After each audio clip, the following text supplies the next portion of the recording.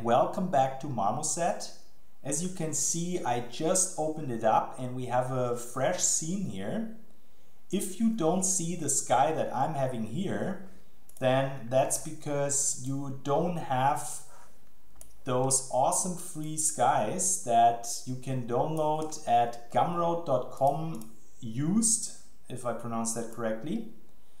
It's up for free or pay what you want, and they are definitely worth it. There are some good additions here to the overall skies that Marmoset comes with, and it's as simple as pasting them into the Marmoset sky folder. So that's really all you have to do, and then reboot Marmoset and you will get a whole bunch of different skies in here. And I haven't quite decided yet which sky I want to pick here for our AK. But first of all, I just want to bring the actual AK into our scene here. And for that, I usually just drag and drop. So I copied the low poly out of our substance folder into the Marmoset folder. And we can really just use that same mesh here. I'm just going to drag it in here. And now we are left here with our AK. And I actually don't want to have this second magazine.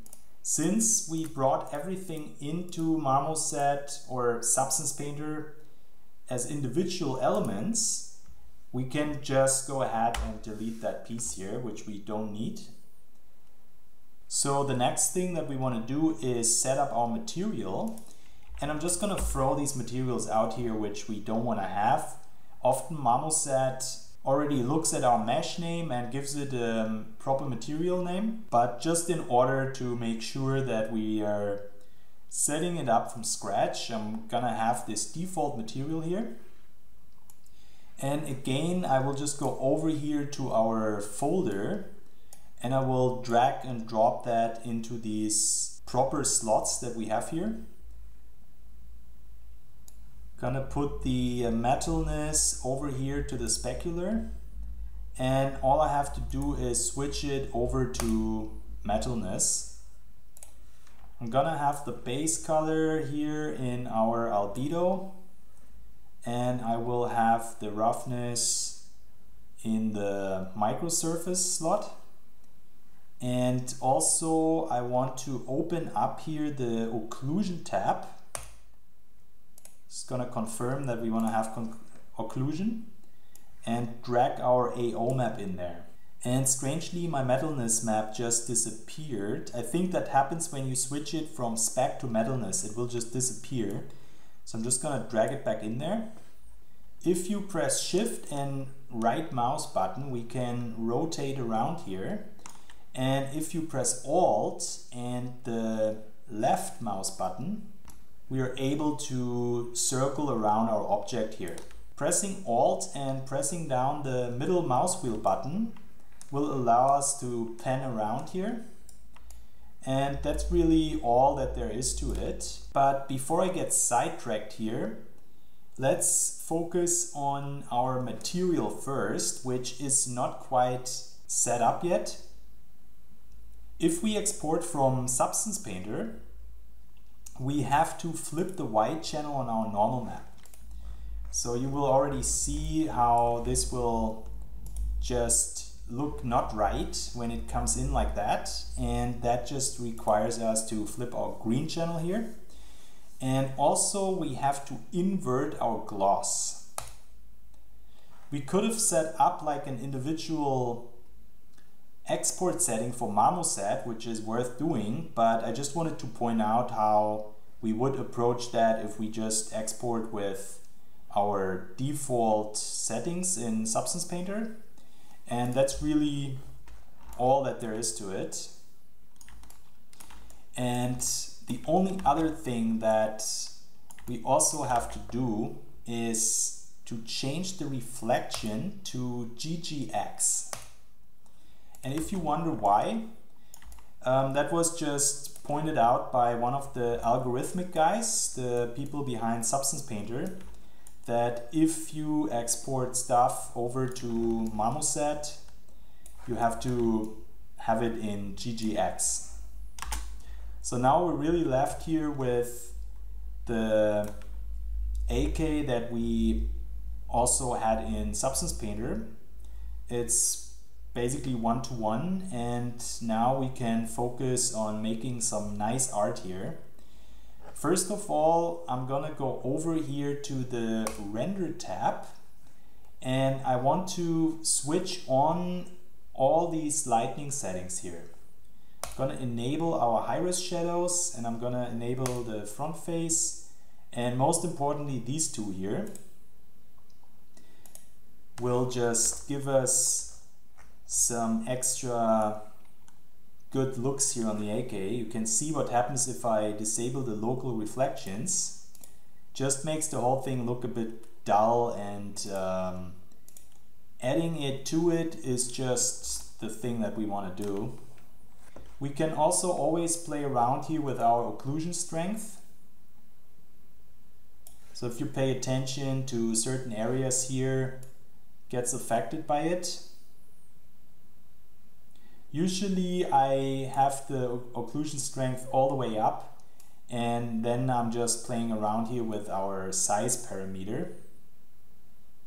And it's sometimes not easy to find that one formula here that works for all the renders, so very often I just control these parameters individually for every scene, and that just helps it to get the most out of it.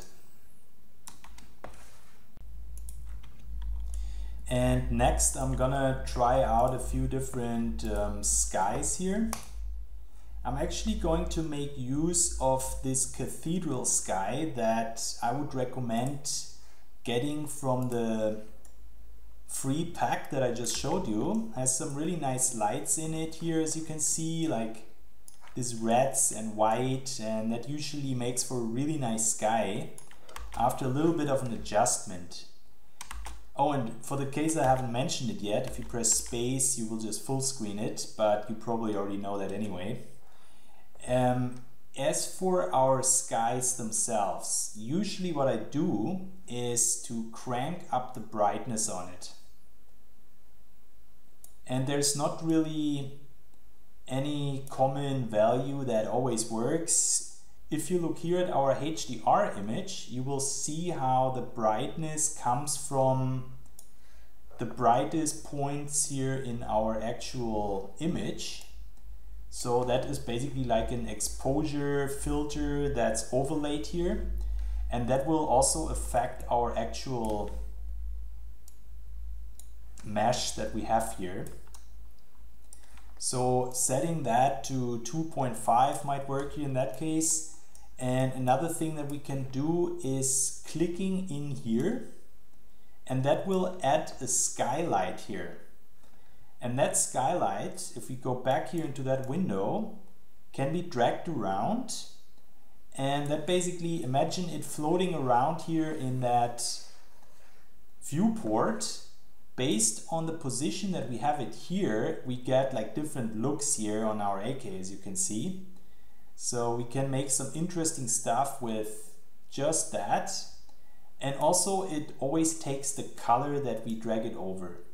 So for example, here you can see how that carpet, which is red, tints the whole AK also in that tone. And we can also always go back here into the actual skylight parameters and also increase our like brightness or other settings. We can also give it a different color if we want. Say we want to have some blue in here. And of course we can also mix that with other colors, like it will then blend from blue to something else, like red again here. And again, it's a matter of pressing shift and finding the right angle that we like. And I don't really want to have these skylights right now. So usually before we go ahead and make an actual render, I just want to mention my workflow here that I prefer. And most of the time I have the mode here to blurred sky, and that enables us to further control the blurriness here on that, and that already makes it stand out more from our actual object that we want to have the focus on, and just makes it very flexible to get a really nice look here. Also, the backdrop brightness is quite the important one, but often when you drag it all the way down to the very dark tones, it will then look a little bit out of place here. And in order to counter that, we can go into our actual material, which by the way would be good to also give a name. And we can then try here with the horizon smoothing, for example, to achieve a bit of a different look. Like the name suggests, the horizon of our object, it will just make it appear a little bit more, not exactly sure what the word for it is, but the smoothness and the extremeness of the angles, as it says here. So that would be one thing that we could try to make use of. In that case, I think it would actually suit it better to have it all the way down. But in most of the cases, I have it either all the way up or somewhere here in between. And also we could try here on the reflection, the horizontal occlusion does a similar thing, but it seems to be doing it more here in the front. So again, like we had that highlight here, and we can make it either completely disappear or appear. And I actually don't want to have it black like that. I'm just gonna put it up a bit here. And I want to be talking about the actual camera. Whenever we are in Marmoset, we are looking through a camera. There is no way to actually jump out of it. So by default, we are always looking here through our main camera. And often what I like to do is just press Ctrl and D. That will make a copy of it. And we could either leave it like that or call it custom. Or sometimes I also like to call it render 1, and then I'm just gonna copy it again, because our camera is also very powerful in terms of the parameters that we can change here. So usually what I like to do is first of all find a good spot, something like that here, where we get some nice light reflection. And in order to make the whole AK stand out more here, we can then go into these parameters and adjust, for example, the sharpen filter. And I guess that didn't work because I forgot to switch over here to that duplicated camera that we just created. So now I'm in the duplicated camera, which by the way, if you noticed, it made a little jump here. That's because the main camera is in a different position as this one. I already moved the main camera after I duplicated it. And the reason why I point that out is because that allows us to find a really good angle that we like. And then we could also call it something like perspective 1, and I guess you can come up with any name that you like, as long as you remember it, or as long as it kind of represents what we're actually looking at. And then we can just really adjust the camera to look good on that one particular perspective that we choose for it. And back here to the parameters, usually I crank up the contrast a little bit. Not too much, or else you end up like with absolute overexposure, but some subtle amounts as always. And also I like to add sharpening to it. And also again, like if you crank it up too much, it's gonna be very noisy. So we wanna make sure we have the right amount for it. But before I start adjusting these parameters even further, let's talk a little bit about different render styles. So I don't want to go here through 10 different renders for that tutorial. I just want to explain on some examples how we can approach it. And if you have a look here at my portfolio, you can see that I try to pick angles that just make it for a very interesting picture. And I always look at reference images like Google Images, and I just punch in the kind of weapon that I just completed, and I will then find me a picture that I really like and try to replicate it. So this one, for example, with the white background, is inspired by Stick Gunner, or also known as Stickman. I think he goes under both names. A weapon photographer, and a really good one on top of that, probably the most famous one. And let's say we want to have this white background. I mean, that wouldn't be too hard to achieve. Let's just take the AK, and also let me try a different sky here.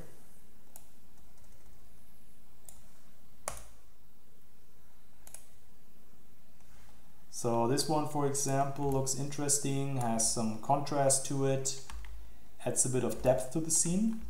And now it's really just a matter of switching that over here to color and putting it to white. And then with Shift and right mouse button, I will adjust our light position until we're happy with it. And I also want to add a bit more maybe here of extra light to the scene. Add an additional skylight here as well. And you can see how the skylight is kind of affecting our wood here, which might be interesting, makes it a bit more textured looking. And I don't want the skylight to be that strong, so I'm gonna lower the intensity on it a bit. And back into our main camera here, let me find the right contrast here. I'm gonna crank it up a bit more. Add a bit more sharpening. Sometimes I also like to add the grain to it to give it a bit more of a photo look, like a little bit of this noise on top of everything. And the other thing that I would then do in such a case is take our model here, duplicate it, hide the original one, and then with our selection here for the copy, I will then go over here to transform and just play around here with that until I'm happy with it, till we got like an interesting looking angle here, which also always then makes our light appear different on it.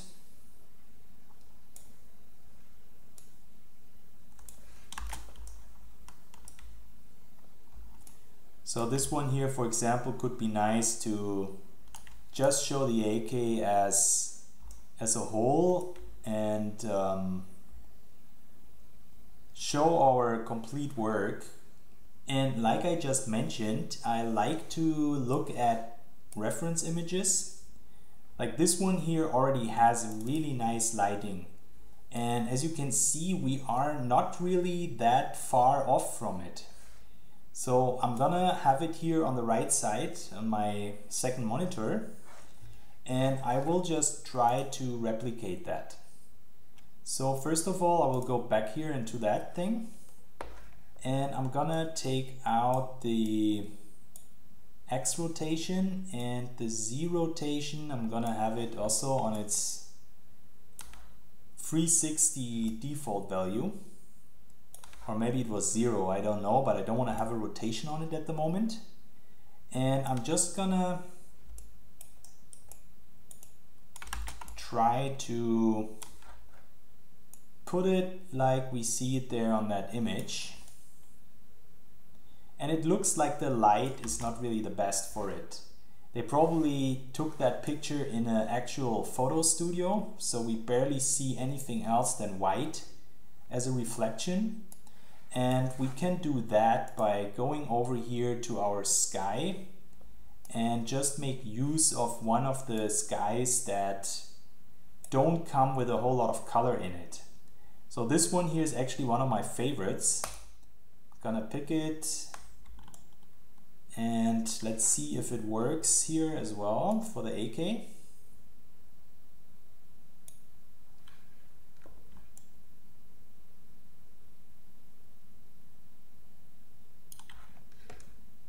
See if I can also add another skylight here.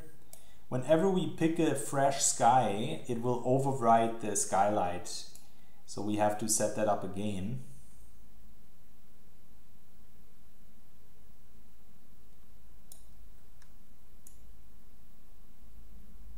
A little less brightness here on it.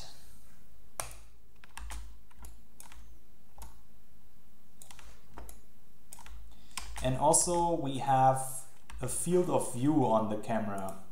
So we have it set to 45, and it looks like this here is using much of a lesser angle.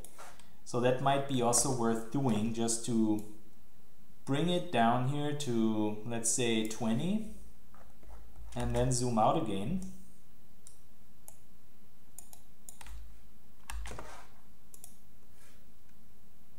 Let me just try to get that angle better.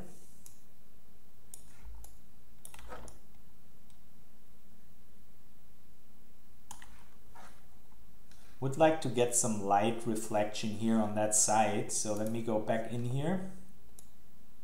Take that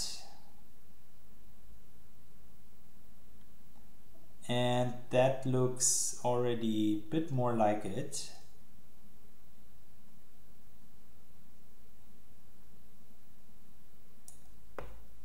Child brightness or child light brightness, by the way, is basically a global switch here for our skylight.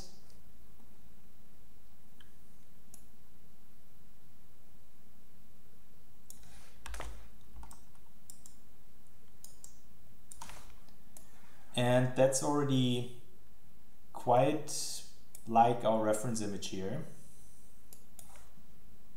If we compare that.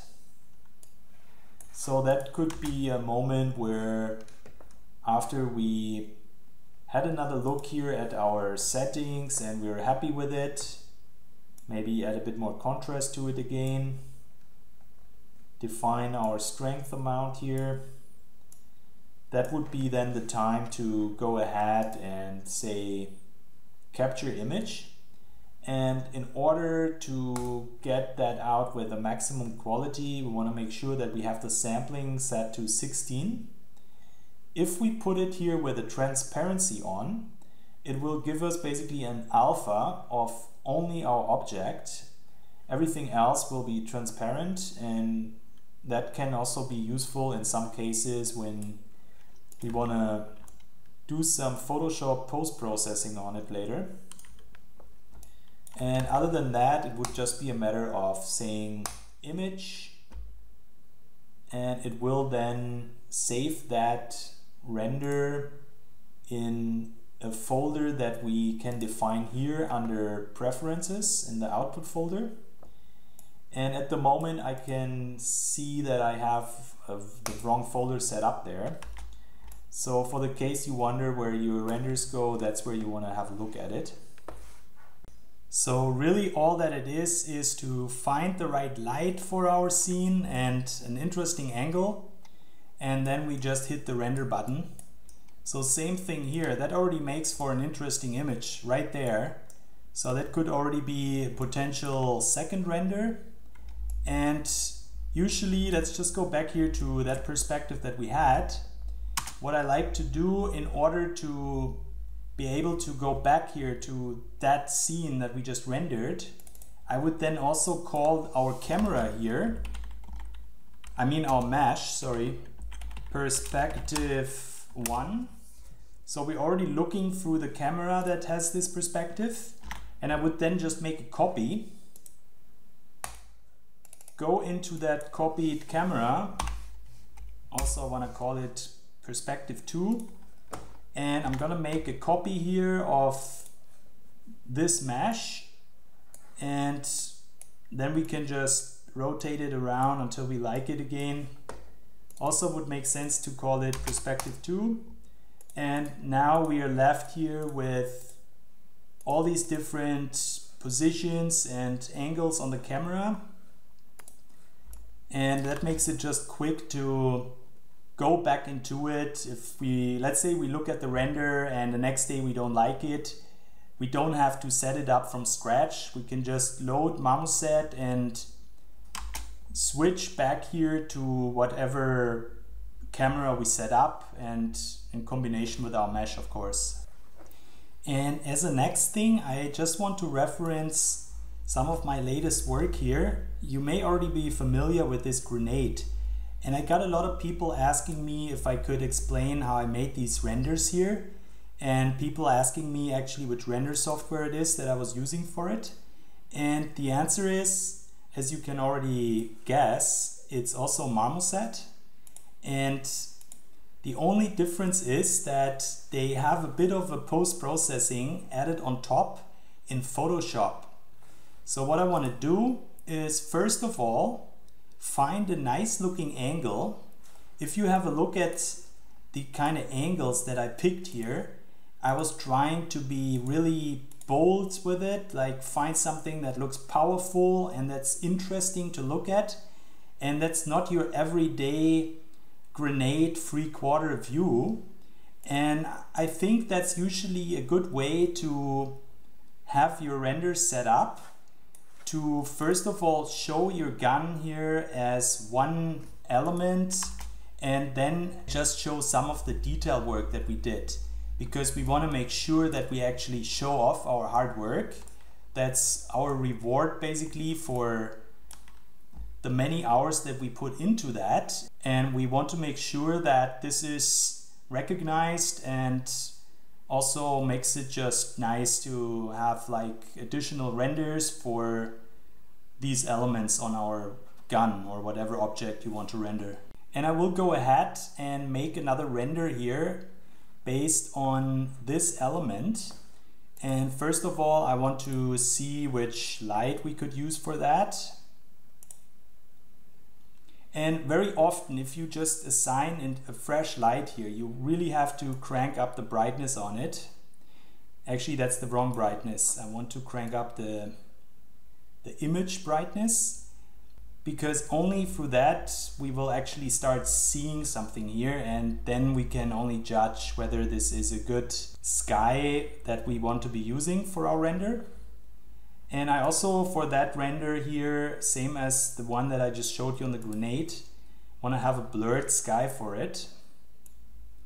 And I guess that looks kind of interesting, but I don't really want it to be here with this red, so we could rotate it around a bit, try to minimize the intenseness of the floor. But I guess since the floor is all red, it's really hard to get entirely rid of it. So I will just go on here and try to find me something else that I like. Let's see here about the smashed windows. Oh, same mistake again, not the backdrop brightness, but our actual brightness.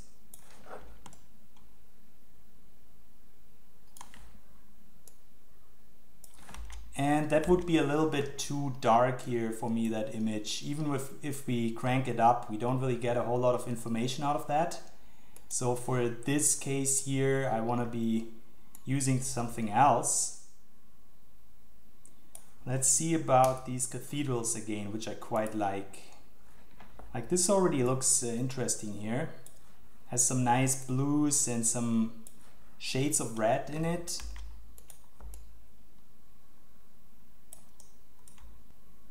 By rotating our scene, we get a bit more of this blue tint here onto our rear side leaf, which could also be cool.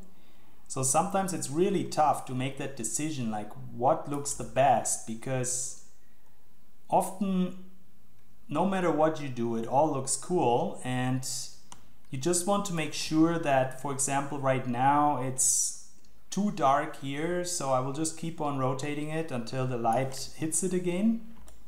And that are the kind of things worth paying attention to when you do these renders. The other thing is that we want to be adding some field of view here to the scene, and it's very easy to do that by going into our camera, and under focus here we have the depth of field settings, which we just need to check, and then it's a matter of finding the right focus distance. I guess if you're a photographer, you will probably be familiar with these terms here. I myself, I'm not a professional photographer, but it's easy enough to really make use of it. What we have to adjust are our near blur here. So let me just crank it all the way up. You can see how the near blur, the object that is here the nearest to our camera, gets bigger, and by pulling it back here, that slider, we get less of that effect. And the same applies here to our far blur. If we crank that up, it will go all the way from here slowly into our rear sight. So that makes it again easy to adjust, and we can just focus on making some nice render here with a focus right there on our rear side. And speaking of which, let me also go here back into our image, and let's see if I can add some skylight to it again. Let me find the right angle for that. And that looks actually pretty cool here with the light hitting the top of it. Maybe we can lower the intensity a slight amount, go back in here and add another skylight and try to get some more reflection here on that side.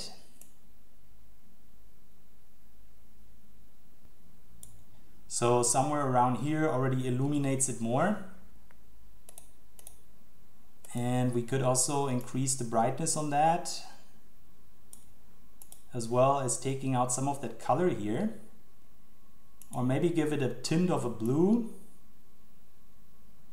or actually I'd rather keep it somewhere here in our whites, so somewhere here looks fine.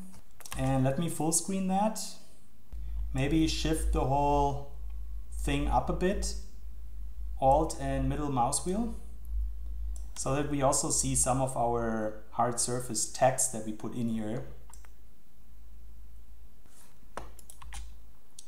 I also want to go back here into our material properties, and I want to bring down the horizon smoothing. And if you pay attention here to the rear side leaf, you will see how the light just bounces off better from it. I'm not sure if this is really the perfect explanation for what it's doing, but it just gives the whole thing a bit more of a focus here by having it set to 0 here. And in that case, I want to keep it just like that. For our horizon occlusion here, let's see what that does. Gives us a bit of an extra highlight here at some of these edges. So I don't even mind it also having it here at 0 for that render. And also I want that light here, the first one that we put, to appear a little more of a red tone than this yellow that we have. So I'll just bring it down somewhere here.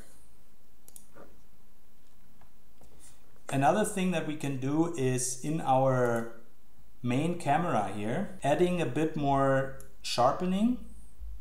And let's scroll down here as well. Let's see what else we got.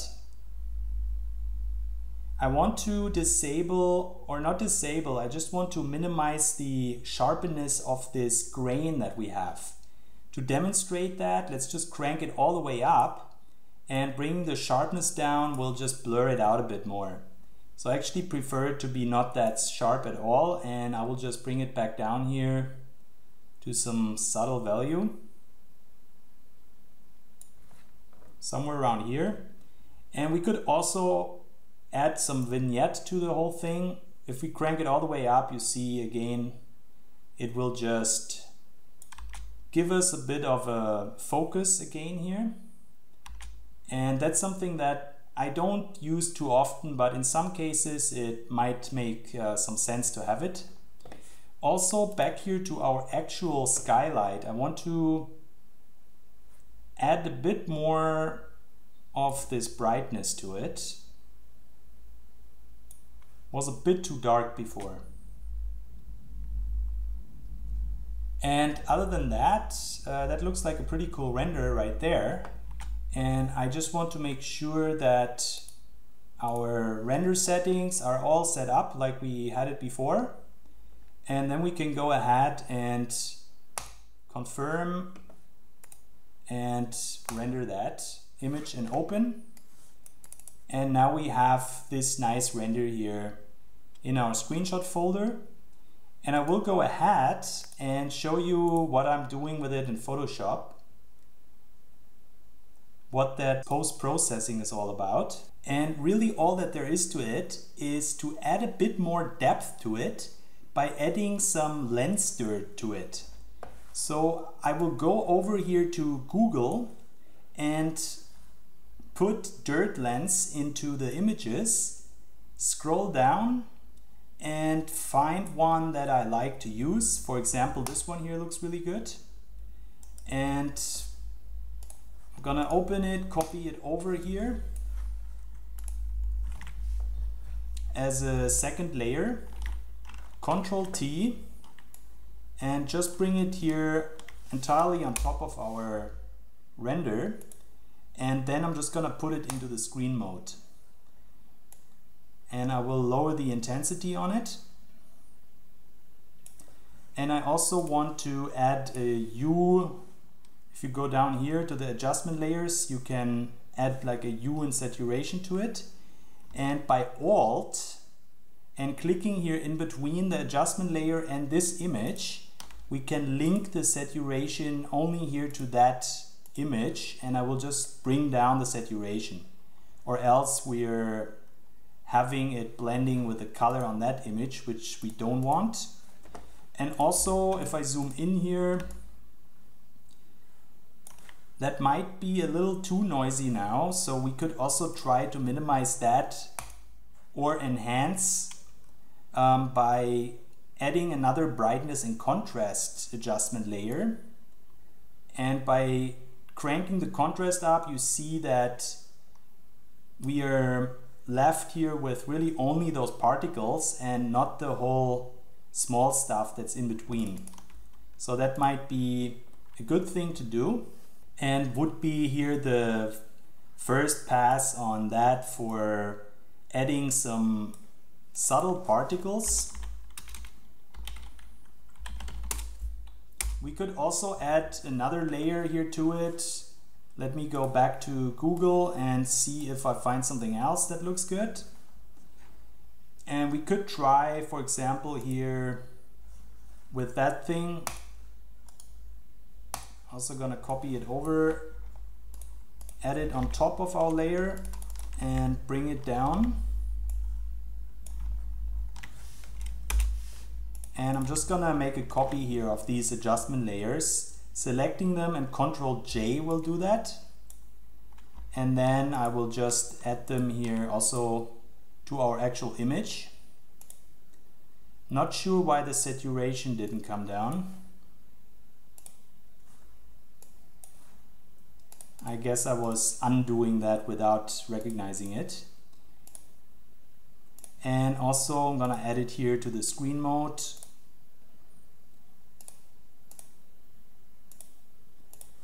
let's see if I can increase the contrast or bring the brightness down.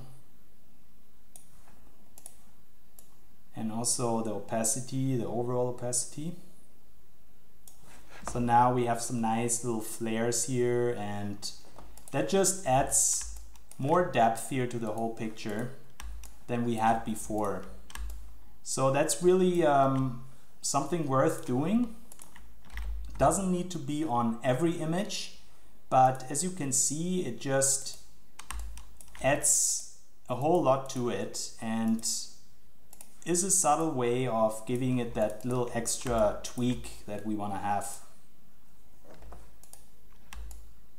And speaking of tweaking, that's just something that is notorious for making your renders. Like right now I'm looking at it and I'm thinking the backdrop could be darker than it is. So nothing easier than that. We can just go back here into Marmoset and on our backdrop properties, bring that down and give it like this nice darkish tone here, which makes the AK stand out even more.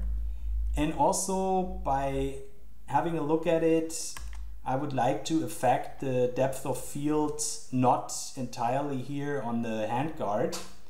I actually want that metal cap to be visible. So we'll just go back here over to the camera and adjust our far blur on it. So now we're also left here with some visible areas on the handguard, and I can just go back into our render dialog, render that new image, open with Photoshop, and just drag it back into our scene here.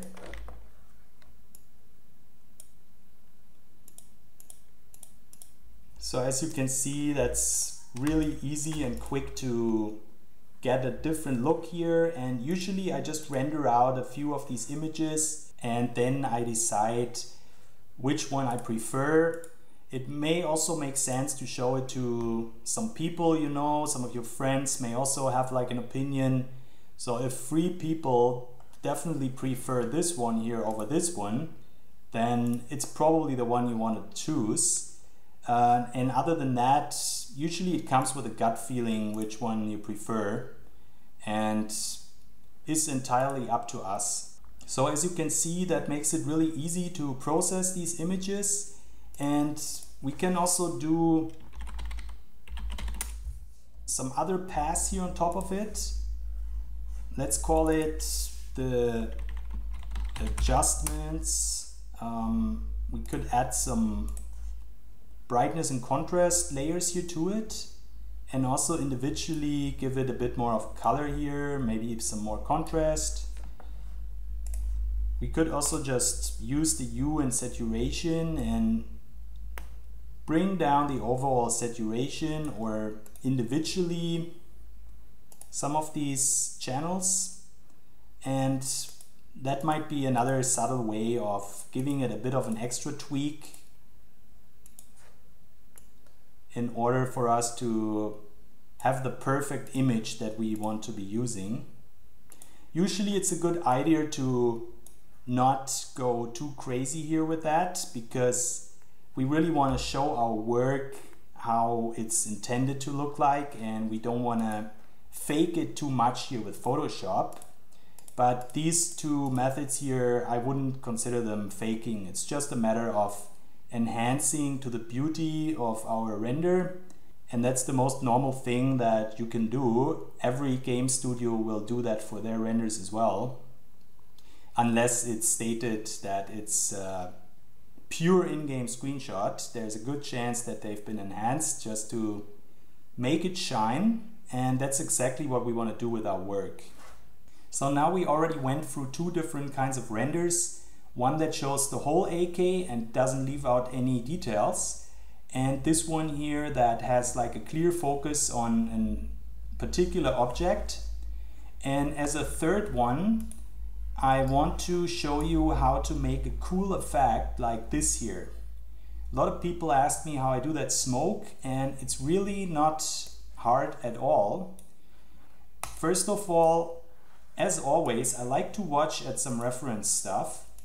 So looking at that guy here, shooting that AK until it does some serious smoke on it, kind of reveals that the smoke is coming out of the handguard.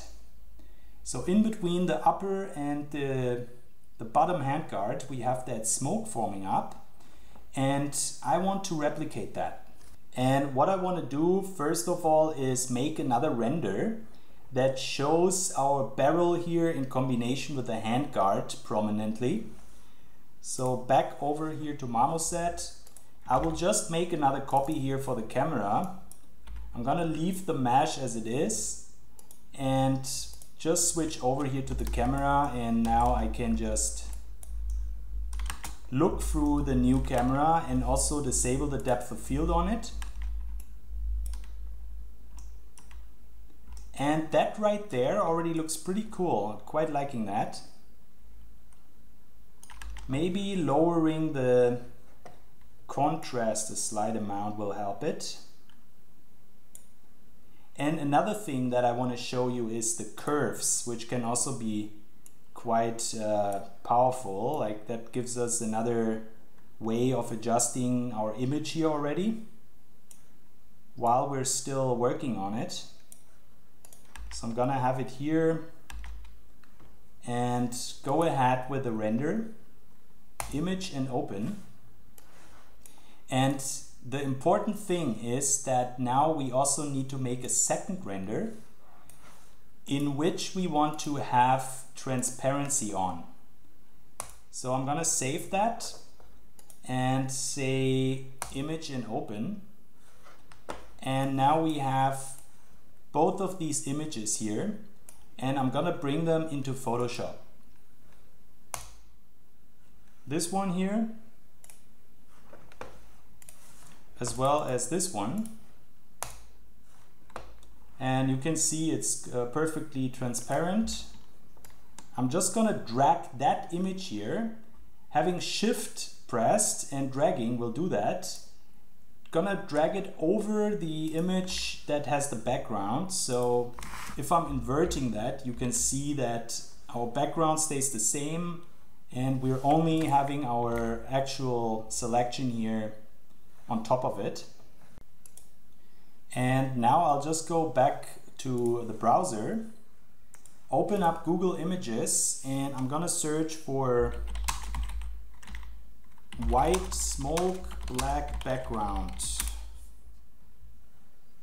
And let's see what we can use here. I want to narrow the quality here to the large ones. And this one right here looks like we could use it. So I'm gonna copy it, paste it here in Photoshop, and make the whole thing smaller. Gonna put it to screen mode. And usually I like to have a duplicated layer of that. You may remember from the normal map, just so that we can always make use of that original image here.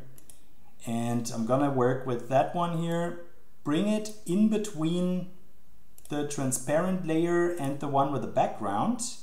And that already gives us like a masked out region here on the AK. And now it's just a matter really of going over here to the AK, add a mask to it.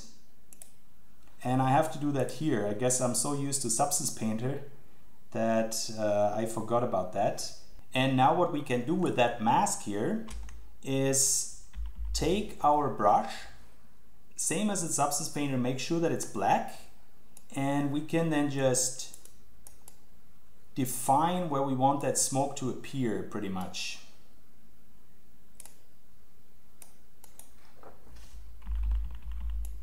Also, I want it to come out here, out of these handguard elements, most importantly actually.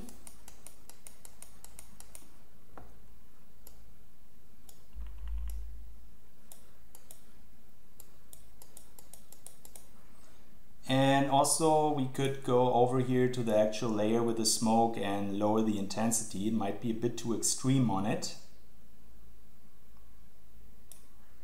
And another thing that I also want to do is back here to the folder with our particles, I'm gonna just take that layer or the folder and drag it here onto that image so that we get some more interesting things happening here. And I just noticed that I dropped that folder here in between those two images. I actually want that to be on top, the particles. And also then the smoke here, that was just like a quick thing to show how it's done.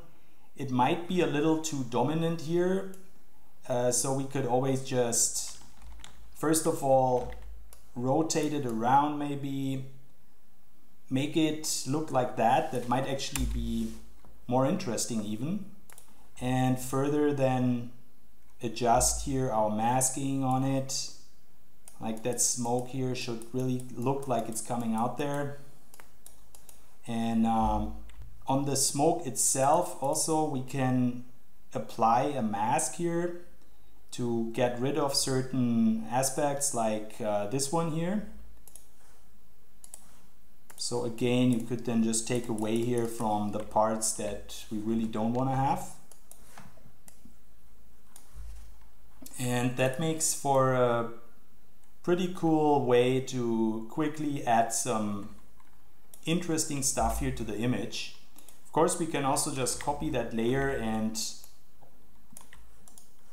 flip it vertically and see if it still looks good if we have it coming out here to the bottom part as well. Maybe with lesser opacity, and also it would require a bit of a masking here again.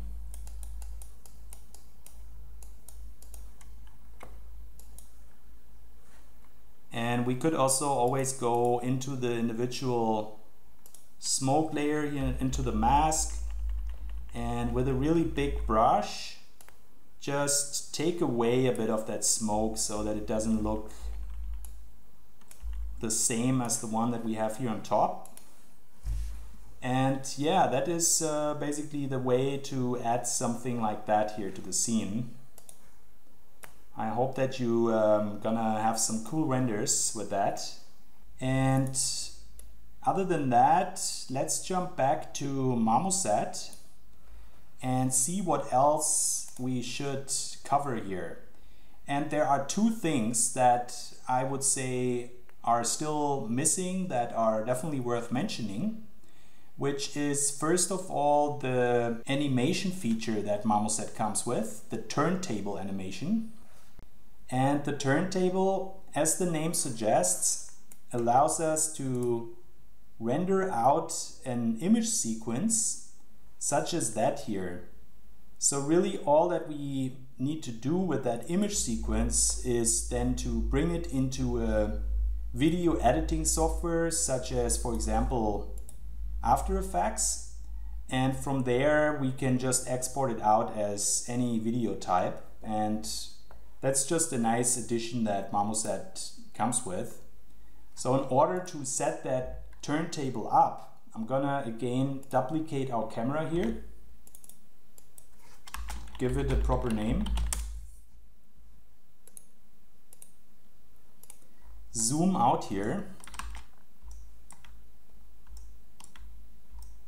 and all that we have to do now is go over here to the animation tab, press play, and start spinning our object here.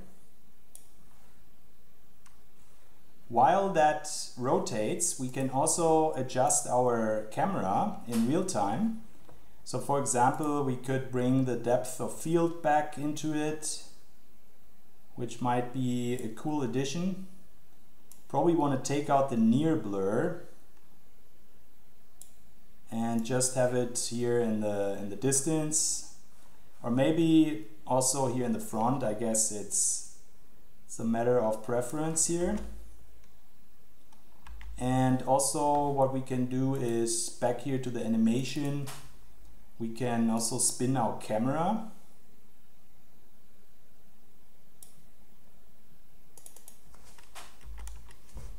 Gonna stop that. And once we like our animation, we can then just go over here to capture, and under turntable, as soon as we press that, it will start rendering out frame by frame this animation. And we can also go over here to settings and get a few parameters here for our turntable itself. So let's say the duration here should probably be longer than 1 second, so that should be somewhere around, I don't know, 20. And also we can adjust our frame rate here as well. Sometimes it might be worth to crank that up a bit. Like I'm usually having it somewhere at 60 or 90. I don't remember exactly, but that just makes it a really smooth animation when you put it back into After Effects. So that would be the turntable. And the last thing that I want to be talking about is the Marmoset viewer. And that's a really cool thing that allows us to look at our stuff here online. ArtStation makes it really easy to upload it. So that's where I have my Marmoset scenes. And it's just another cool thing that we may or may not want to use. And for the case that you think it's worth having, there are some things worth considering, which is that our texture resolution needs to be small enough to fit within 15 megabytes. So that consists our actual 3D model, the textures, and the scene, whatever we have in the scene. So 15 megabytes is the maximum size for ArtStation, and that means that we have to scale down some of our individual textures that we have assigned here in our material. So let me just demonstrate to you what I'm talking about. Viewer export, and I will choose the proper folder here. I'm gonna call that AKM. Save, and let's export it. By default, the texture quality is set to high, but for my taste that is not high enough. That makes it really blurry and washed out. So I want to have it at unreasonable to really make sure we have the maximum available quality. So we'll go ahead here and export our AK.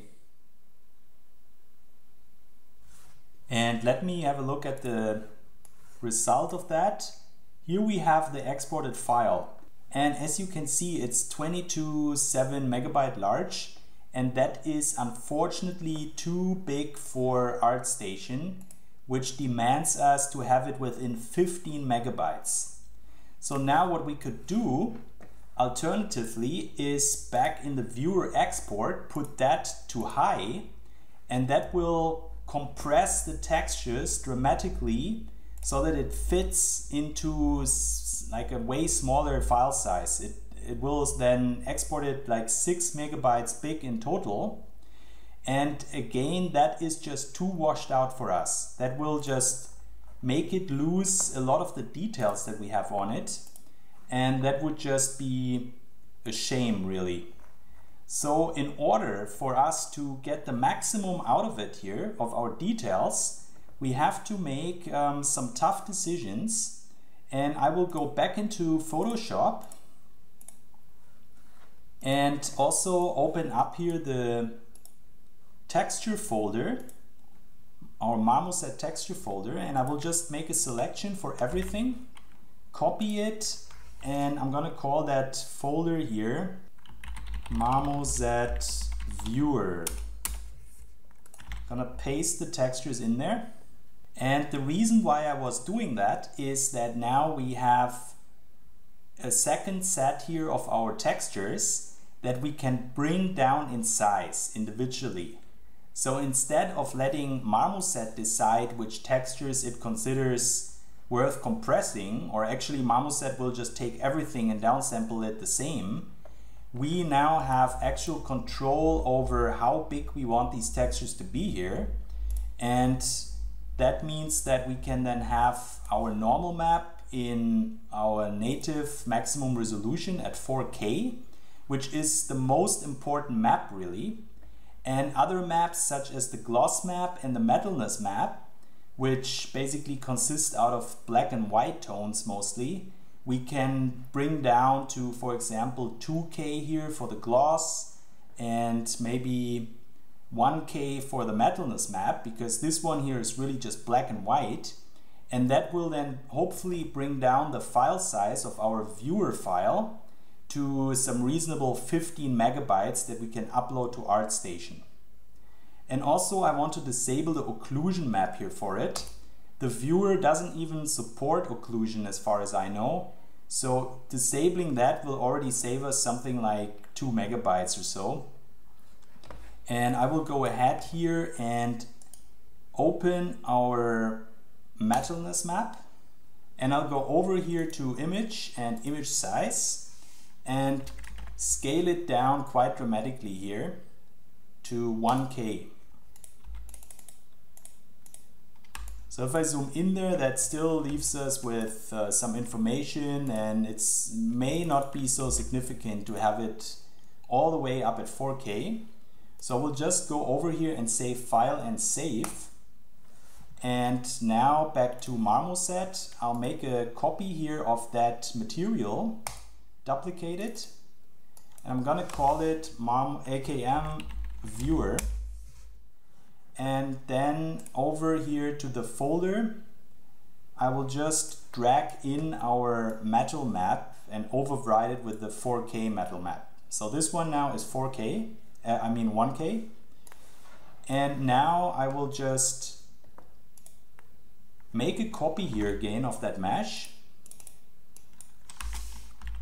call it Viewer, have it selected. Or actually, I'll just take over the material here and drag it onto that selection. And now we have a 1K metalness map on that instead of a 4K. And I'll go back here to the viewer and see if it's already down to 15 megabytes. And unfortunately, it's not. It's still almost at 20, so that almost didn't do anything here with the metalness. And that means that the next victim is going to be our roughness map. Let's open that one. And I will then go ahead, scale it down to 2K and also save it. Back to Marmoset and override the roughness here with the old roughness. And let me just double check that I really have that material assigned here. Let's make another test. And it already exported. Let's go back here to the right folder and see what happened. And now we're almost getting there. It's 16.5. Unfortunately, we still have to scale another map down. And in that case, I may wanna pick our albedo, go back here to our Marmoset viewer folder and open the base color, which is the albedo. And yes, that's what I meant with tough decisions earlier. Unfortunately, that is really the only thing that we can do to make that work. Again, let me assign our albedo back to that here. And now we should be able to properly export it. And now we have it under 15 megabytes. So that means that we can now go over to ArtStation. And if you are new to ArtStation or you don't have an account here, I would definitely recommend you to sign up for it. It's a great place to put your art and comes with a really nice interface and makes it very easy to upload all sorts of files. Like I can embed videos here, for example, straight from YouTube, and people can comment on it, which is awesome. So I'm really loving ArtStation ever since I discovered it, which is not even that long ago. So once we are here in our account on ArtStation, I will then just go over here. Just gonna explain that. Some of you may already know that. And I will then create new artwork, call it AKM viewer, and over here you already see the right button for it, which is add Marmoset viewer. And I will then just navigate over here to the right folder, which we are already in, and double click the viewer file. And once this is done, you see that ArtStation already choose a preview thumbnail here for it, which we can also customize by just uploading any image that we want to have in there, as long as it looks good in a square format. And as for our Marmoset viewer file, let's see what it looks like. I'm not gonna publish it already, but I just gonna give it a test here. Gonna save that. And now I can preview it on the community. Let's see how that turned out. And that looks really good. Like that's exactly what we wanted. As you can see, really nice. People can actually have a look at the model and just have a look at your art. Also allows us to change the light. Shift and left mouse will do that. So that makes it for a really nice and cool feature here that I thought was definitely worth covering. As for our scene here, I'm just gonna go back here to our actual model and put the original texture on it, which is 4K. And that's the resolution that you want to make sure you're using when you make your actual textures, of course.